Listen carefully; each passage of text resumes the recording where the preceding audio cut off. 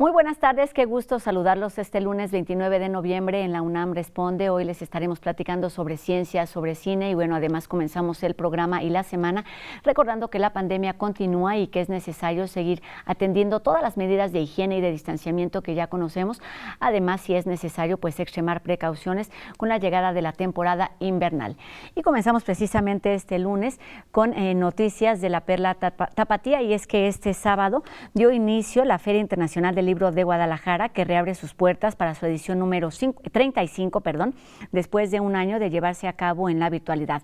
Para esta ocasión tiene como invitado de honor a Perú y bueno, como cada año la UNAM está presente con distintas actividades. Por ejemplo, este lunes en punto de las 4 de la tarde, la escritora Margo Glantz se reúne con el doctor Vicente Quirarte para platicar sobre la revista Punto de Partida. Debido a esta pandemia, la Fiesta de los Libros se lleva a cabo en un formato híbrido, concluye el próximo domingo 5 de diciembre y el programa completo se puede consultar en www.fil.com.mx. Y comenzamos además este lunes con noticias del doctor Carlos Rosales, con la voz del doctor Carlos Rosales, quien nos habla sobre el largo camino que los científicos han planteado para comprobar que las vacunas sean seguras y eficaces. Buenas tardes, doctor. Gracias, Rosa. Muy buenas tardes. Nuestro público nos sigue haciendo preguntas interesantes. Una de ellas es, ¿por qué dicen que las vacunas no sirven? De todos modos me puedo infectar. Bueno, revisemos los datos. Las vacunas que se elaboraron contra el coronavirus fueron probadas en estudios clínicos viendo cuántas personas podían infectarse dentro del grupo de personas vacunadas y cuántas personas podían infectarse en un grupo control que no recibió la vacuna. En estas condiciones se vio que las vacunas son capaces de proteger entre 70 y 90, a veces 95%, dependiendo de la vacuna. Esto es, las vacunas son muy efectivas para reducir la infección. Sin embargo, sí hay en todos los casos un pequeño número de personas que aún vacunadas pueden infectarse. La buena noticia es que todas las personas que resultaron infectadas después de recibir la vacuna desarrollaron una enfermedad ligera. Esto es, las vacunas son muy buenas para proteger enfermedad grave y no tener que llegar a los hospitales. No es lo mismo enfermarse con un cuadro de gripe ligera a tener una insuficiencia respiratoria grave y estar en el hospital por muchos días y posiblemente llegar hasta fallecer. Por lo tanto, las vacunas sí son muy efectivas, sí protegen y nos ayudan a no tener una enfermedad grave. Cuídese mucho, si puede, vacúnese lo más pronto posible y no baje la guardia. Muchas gracias. Regresamos con Rosa al estudio de TV UNAM.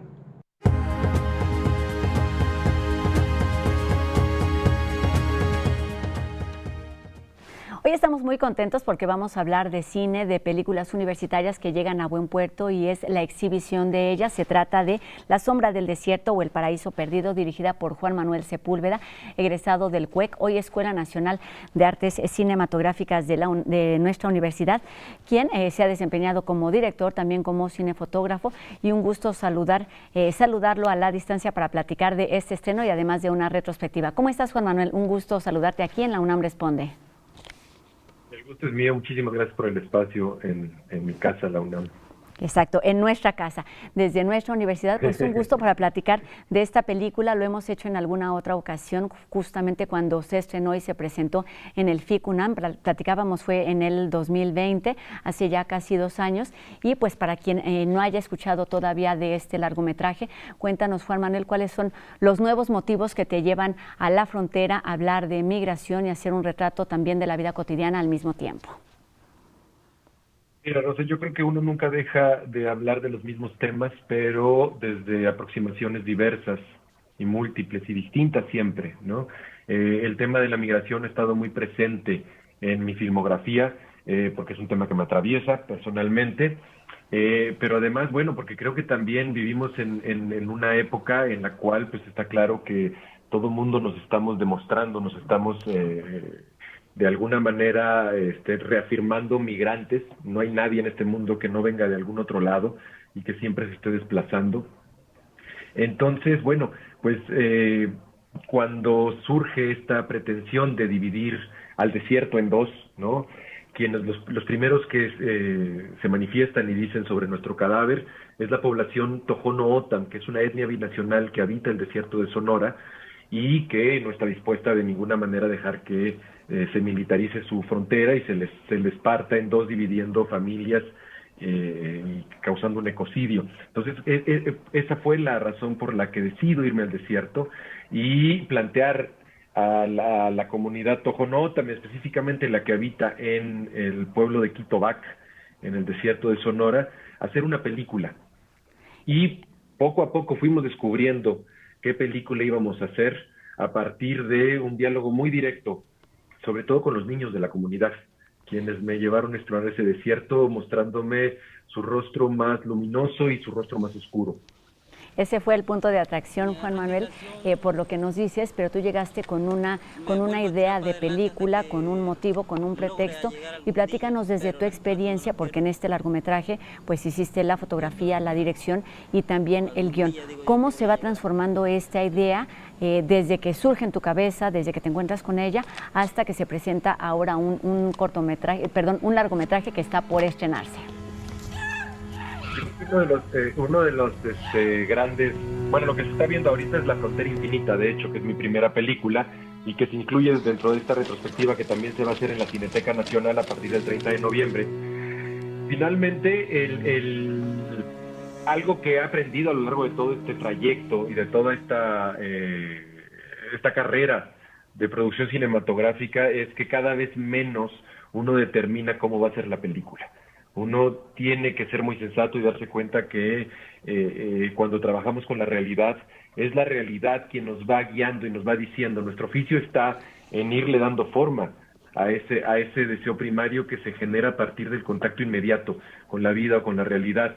Entonces, a diferencia de primeras películas, en esta, pues hay un afán desde el comienzo por preguntarle a la comunidad si hiciéramos una película, cómo visualizan ustedes esa película. No para que me digan cómo tiene que ser la película, sino para que iniciemos una conversación en la cual entre estas dos partes nos pongamos de acuerdo de cómo finalmente va a ser filmada y qué es lo que tiene que incluirse y qué es lo que tiene que excluirse. Y en esto pues va ahí sobre o muy discretamente mostrado los intereses que a ti te llevan a contar este retrato que por lo menos es doble, sobre la población Tohono O'odham, que además, como bien nos dices, habita en Sonora y habita también en una parte de Estados Unidos, y están ahí Arizona, los migrantes, sí. Y están los migrantes que están en México, pero su objetivo es llegar a ese otro lado de la frontera. ¿Cómo estas dos miradas, que pueden ser tan distintas, se cruzan y se unen para contar una sola historia en La sombra del desierto? Porque finalmente estamos hablando de fuerzas nomádicas, es decir, el pueblo Tohono O'odham es un pueblo nómada que poco a poco se fue haciendo de seminómada a sedentario actualmente, aunque el pueblo Tohono O'odham vive en una diáspora. La mayoría de su población ya no vive en el desierto, está perdiendo la lengua, de hecho la lengua está en riesgo de desaparecer, ya muy pocos hablantes.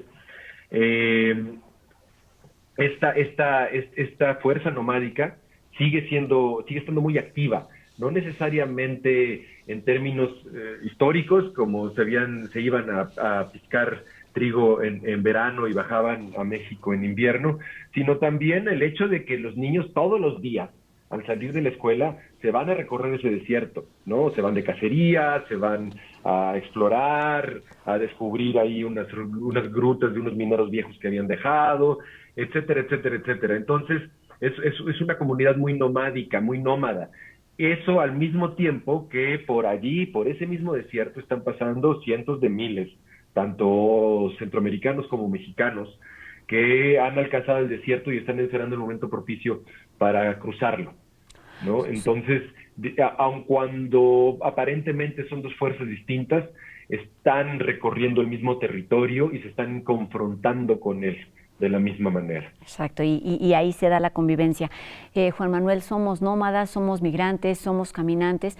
¿Cómo ha sido tu experiencia como cineasta para filmar la realidad en distintas zonas, en distintos territorios? Has estado en Vancouver, en Guatemala, en distintos puntos de México, e incluso estás ahí pues acompañando a los migrantes que atraviesan nuestro país en algunos otros trabajos. ¿Cómo fue la experiencia, los retos y la satisfacción también de haber terminado este último largometraje tuyo? Mira, la experiencia es que yo cuando filmo mi primera película la filmo muy preocupado por la manera como el gobierno mexicano estaba tratando a los migrantes centroamericanos. Sin embargo, años después me doy cuenta que el gobierno está tratando peor a los migrantes centroamericanos, ¿no? Sí. Es decir, hay un recrudecimiento de la criminalización de la migración y está aflorando racismo, está aflorando lo peor de nosotros, cuando nosotros teníamos una tradición de recepción de exilios muy fuerte, de los que hemos sacado además muchísimo provecho, ya sea el exilio español, el exilio argentino, el exilio chileno, el que tú quieras sin nombres, siempre ha dejado muchísimo a este país. ¿Por qué no en darnos cuenta que quienes están cruzándolo en este momento solo buscan una mejor condición de vida y nos dan lecciones de vida todo el tiempo? No quieren venir a robarle a nadie. Ya de por sí somos un país de ladrones, ¿no? No quieren venir a robarle a nadie, ni siquiera a quedarse en México a trabajar, están de paso. Entonces yo creo que es momento de que ya digamos basta a esta persecución criminal de la migración, porque es totalmente inexacta la apreciación, por decirlo de alguna manera. ¿Cómo colocar esta visión tuya, este interés tuyo por la migración, por, como decías hace unos minutitos, el de trabajar con la realidad, para ponerlo a disposición de más personas, para compartir esa mirada, esa experiencia, ese otro punto de vista con un mayor número de personas a través de una herramienta como el cine, que lo que hace es, de muchas maneras, documentar el aquí y el ahora que estamos viviendo? Sí, en efecto. Aun cuando el cine no cambia el mundo, de alguna manera sí inicia una conversación para, yo espero, romper con estos clichés o con estas ideas preconcebidas, estas imágenes que están imponiendo sobre una realidad que es más compleja. O sea, el migrante no es el criminal, como tampoco es la víctima. Entonces yo creo que a través de estas películas lo que aspiro es a generar a personajes complejos, atravesados de dolores, de esperanzas, de contradicciones, como el resto de los seres humanos. Oye, desde Bajo la Tierra en 2006, además con La Frontera Infinita, Lecciones para una Guerra, La Balada de Oppenheimer Park, La Vida Suspendida y creo que la única que me falta es La Sombra del Desierto, se conforma una filmografía que tiene temas, como bien nos dices, específicos que podría pensarse que se van repitiendo. Sin embargo, también pues tienen cada vez una mirada distinta. ¿Cómo suma este último trabajo, La Sombra del Desierto, a esta filmografía, para que además nos platiques de esta retrospectiva que se estará presentando a partir de mañana en la Cineteca Nacional? ¿Qué significa para ti como parte de ese trabajo que has desempeñado a lo largo de ya casi 15, 16 años?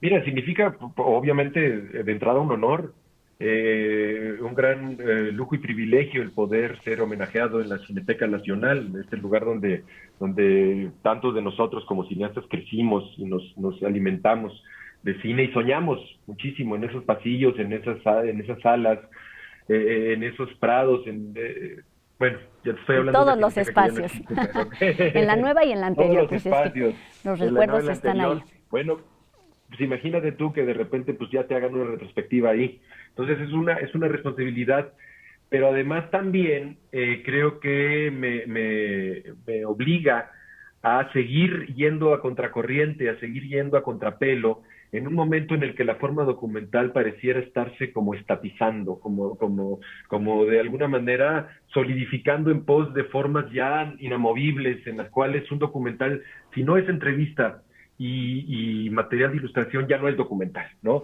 Entonces, y eso se los están diciendo los algoritmos a los ejecutivos de estas plataformas, en las cuales pues ya formas nuevas de la aproximación formal pues están siendo exiliadas o están siendo, no las dejan pasar porque ahora que se demandan tantos contenidos y que aparentemente estábamos en una era de democratización, de estas promesas democráticas que siempre llegan, nos damos cuenta que cada vez se explora menos. Si no es por una serie de estudiantes de cine y de jóvenes cineastas medio suicidas que andan tratando de explorar y llevar al máximo la forma, los cineastas establecidos estamos cada vez explorando menos, estamos cada vez contentándonos con lo que la plataforma o lo que el algoritmo nos dice que tenemos que hacer. Dos preguntas importantes sobre este tema. Me gustaría que nos compartieras tu experiencia, tu opinión sobre el cine documental, sobre el género documental, que como bien nos dices, pues fue quizá el primero de la cinematografía, pero además ha sido como muchas veces menospreciado. Háblanos de los lenguajes a partir de los cuales se pueden proponer nuevas historias sin dejar de ser documental y dándole la importancia que tiene ya como género cinematográfico. Mira, yo creo que algo contra lo que tenemos que luchar mucho es contra la noción de género. Y no estoy hablando en términos de la agenda política, estoy hablando de género en términos de creer que el documental es un género cinematográfico, reduce la potencialidad de esa forma que, si nos ponemos a revisar la historia del cine de cualquier tradición, o sea, no tiene por qué ser la europeocentrista, ni la americocentrista, etcétera, nos vamos a encontrar que todo el cine comienza siendo documental, es decir, que la ficción llega después. La ficción llega después y además llega no para sustituir a la fuerza documental, sino para, de alguna manera, exponenciarla, expandir sus límites.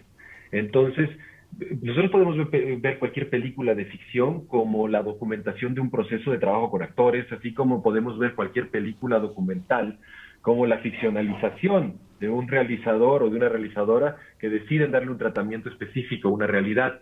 Entonces, el cine siempre estará moviéndose entre unas aproximaciones más inmediatas a la realidad y aproximaciones, digámoslo, más elaboradas a la realidad, pero siempre tiende a ser cine. Habemos quienes nos gusta más, y sobre todo porque es más económico, sale más barato, llegar directamente a filmar con una cámara y un equipo reducido. Eso no significa que no hagamos ficción, ¿no? O que lo que hacemos no pueda verse como ficción. Ahí me gustaría que me platicaras justo desde tu experiencia, desde tu visión, porque con todo lo que nos acabas de decir ya no sé cómo preguntarte si tu cine o tus propuestas, porque de eso se trata, de proponer siempre temas nuevos o de proponer historias, lenguajes distintos o por lo menos muy personales, si estás hablando en el caso de tu filmografía o de tus trabajos de cine de autor, de cine contemplativo, de cine documental, que en fin, cómo preguntártelo, cómo describirlo para no entrar en estas clasificaciones, porque a fin de cuentas son cines y de lo que se trata es de contar historias. Ay, qué buena pregunta, porque además es muy difícil de contestar. A ver, yo creo que tenemos que concentrarnos como cineastas en, creo que nuestra única obligación, independientemente de lo que hagamos, es hacer buen cine. O sea, no solo cine bien hecho, no solo, porque de ahí entra mucha subjetividad. Buen cine me refiero a un cine crítico, un cine que nos haga pensar, nos haga cuestionar nuestras propias ideas, nos haga sentir o expandir nuestras capacidades afectivas. Esa es nuestra obligación, independientemente de si le queremos llamar documental, experimental, ficción, cine expandido, o veto a arte visual, como quieras llamarle. Creo que nuestra obligación es no quedarnos con lo que ya todos estamos convencidos, ¿no? De repente me duele ver cine documental que se centra en tratarnos de convencer de lo que ya estamos convencidos, ¿no?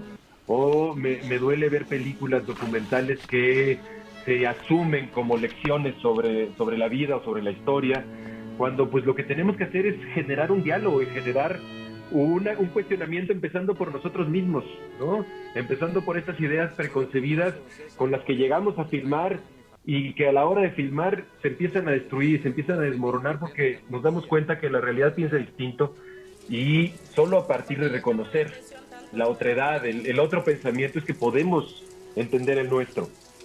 Exactamente. Y reformularlo de alguna manera. Reformularlo, siempre generando nuevas preguntas como espectadores, pero por supuesto en tu caso también como cineasta. Y nos queda muy poquito tiempo para terminar la entrevista, podríamos hablar más sobre este tema, pero el motivo es el estreno precisamente de La sombra del desierto o El paraíso perdido, que se da en espacios comerciales, en salas de cine, y esta es una gran noticia, Juan Manuel. Sí, la verdad es que yo lo celebro muchísimo. Y también lo asumo con mucha responsabilidad, porque hay que mantener esos espacios abiertos y hay que mantener esas excepcionalidades en términos de no discursos institucionales, no discursos establecidos, no las películas de siempre que ya no nos cuentan, no solo no nos cuentan nada nuevo, sino nos adormecen nuestra capacidad afectiva. Pues ahí está una invitación doble este lunes. Una es la retrospectiva de Juan Manuel Sepúlveda, que se lleva a cabo, se presenta en la Cineteca Nacional del 30 de noviembre al 3 de diciembre. Para consultar horarios y funciones de toda la filmografía, pues en la página de Cineteca Nacional. Y la otra invitación es a partir del viernes, precisamente, nos seguimos de filo, a partir del 3 de diciembre, el estreno en salas, en espacios comerciales de esta película, La sombra del desierto, una oportunidad de acercarnos a la vida cotidiana de comunidades que son quizá muy lejanas, pero también a la vida de los migrantes y cómo se van pues intercalando los caminos, las historias a través de un documental. Muchísimas gracias, Juan Manuel Sepúlveda, por estos minutos y muchísimo éxito con estas noticias que son, por supuesto, un reconocimiento a tu filmografía. Buenas tardes. Gracias a ti. Gracias, Juan Manuel. Pues ahí está la invitación abierta. Y vamos enseguida con los chicos de Entrending, que nos hablan sobre temas de género a partir del concepto de sororidad. Vamos a escucharlos. Sororidad es la alianza entre mujeres que luchan y resisten para erradicar la violencia de género, un término que inspira respeto, comprensión y solidaridad entre las propias mujeres ante un contexto de discriminación y violencia. Inicialmente, este término surge debido a que Unamuno cuestionó la necesidad de emplear el equivalente femenino del concepto de la sororidad, derivada de sor, para referirse a una hermana, como Sor Juana Inés de la Cruz, por ejemplo. Fue durante la segunda ola del feminismo entre 1950 y 1980 que las mujeres exigen valer sus derechos políticos, económicos y sociales, como el derecho al voto, salarios equitativos, mismas oportunidades laborales y profesionales. Las mujeres lucharon por obtener igualdad ante la ley, se declaran libres pensadoras, debaten la apropiación del cuerpo femenino, se oponen al matrimonio obligado y cuestionan el papel de las mujeres en la familia y en el trabajo. La escritora y activista feminista Kate Millett fue una de las precursoras en utilizar la palabra sisterhood en el movimiento feminista de entonces, para referirse a la relación de hermandad entre mujeres que caminan por un mismo objetivo. Un camino en el que se cuidan, se comprenden y se apoyan. Desde entonces, la sororidad es un pacto entre mujeres frente al modelo de competición impuesto, un referente de apoyo mutuo, una alianza de lealtad entre iguales. Sororidad representa el amor de la hermana, la contención en casos de maltrato, la empatía que visibiliza que la violencia contra las mujeres persiste y que no son casos aislados. En esta cuarta ola del feminismo, la sororidad se considera una propuesta política para que las mujeres trabajemos juntas y logremos un movimiento unificado e incluyente. Ser sorora plantea el respeto a la diversidad de opiniones, a las diferentes formas de ser mujer. Sororidad es también ayudar a otras mujeres a ascender, a brindar una mano amiga a quien lo necesita. No nos atacamos, nos aliamos y desde ahí generamos un cambio. Gracias a que cada día más mujeres se familiarizan con este término, las redes crecen con más fuerza eliminando los estereotipos que estigmatizan el ser mujer y la relación con otras mujeres. Es lunes, tenemos mucho que leer y que encontrarnos en la Gaceta Universitaria para esta semana. Vamos con un avance de lo que ahí podemos encontrar.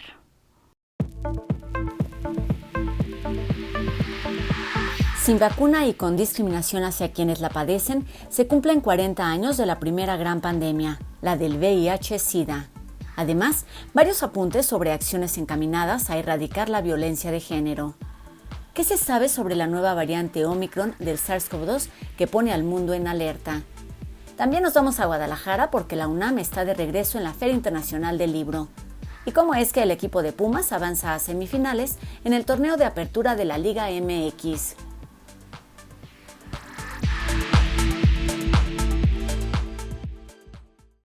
Con esto terminamos nuestro programa de hoy. Los invitamos a que se pongan en contacto con nosotros a través de nuestras redes sociales. Están abiertas en todo momento.